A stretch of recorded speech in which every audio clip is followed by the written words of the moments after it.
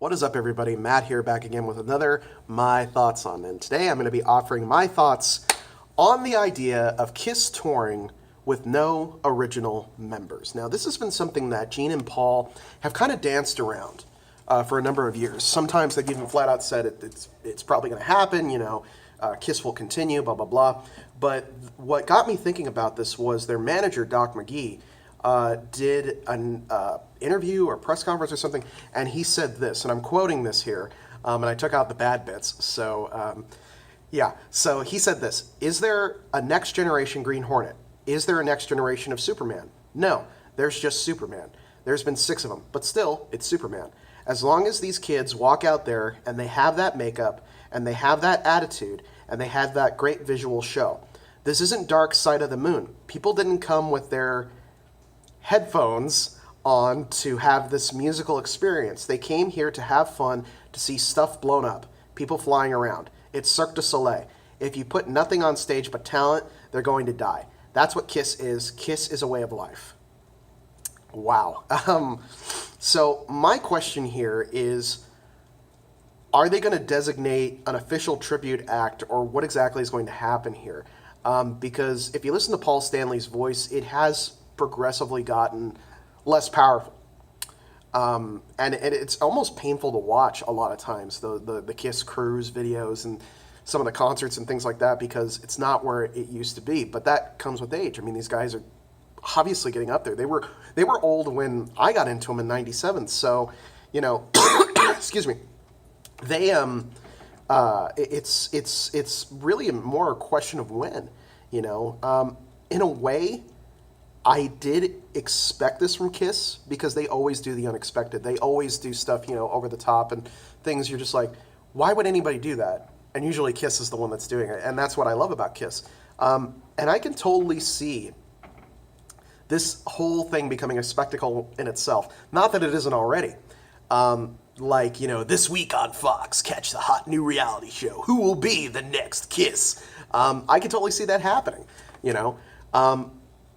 I'd love to see people competing in like crazy rock and roll based physical challenges to be the next member of Kiss. Like, how quickly can you put on your makeup? Can you run in boots? How quickly can you breathe fire? All this crazy stuff. I think that would be really funny. But all jokes aside, I mean, I have no problem seeing a tribute act.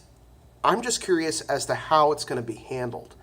I think Kiss fans would accept it, because we accept a lot. There's a lot of absurdity in all this stuff. Kiss Cruise, fine. Kiss Casket, fine. Kiss this, Kiss that. We accept it because it's part of the band. It's part of the showmanship of it, really. And we embrace that silliness. I'm not throwing out my Kiss records anytime soon. I still have them, and I still, follow them, and I think, this is neat. This is cool. It's not my thing, though. I had an opportunity to see the new lineup a couple years ago, and I just wasn't into it. I was like, you know what? I saw all 4 original members on the farewell tour. I'm willing to accept that was it, and I'm just going to listen to the records. And I think, if it has the seal of approval of the band, why not? Why not do it?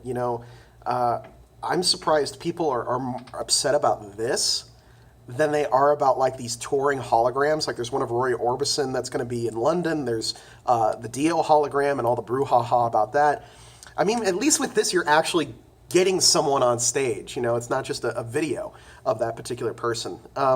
And they wouldn't even be the only band to do this, to still tour with all non-original members. Ultimate Classic Rock did a great article of all the bands currently touring with no original members. I'll put it in the description below.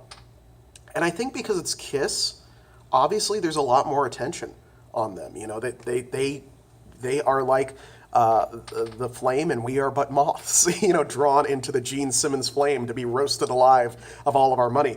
I think they'll do it, and I think people will pay to see it. I don't know if I'm going to be one of those people. It depends on who they get. But originally when Kiss got Tommy Thayer and Eric Singer in there, originally I was upset. I thought, you don't put them in the makeup. That's not it.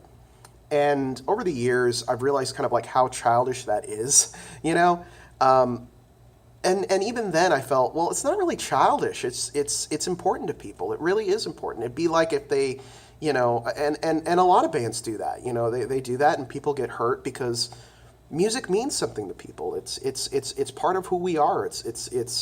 In a way, it's our souls reflected on stage. If you want to believe all that stuff about the arts being a reflection of us and who we are, as much as I can call Kiss art, it is a part of people. And to say it doesn't influence you or isn't a part of who you are as a person, I think that that's wrong.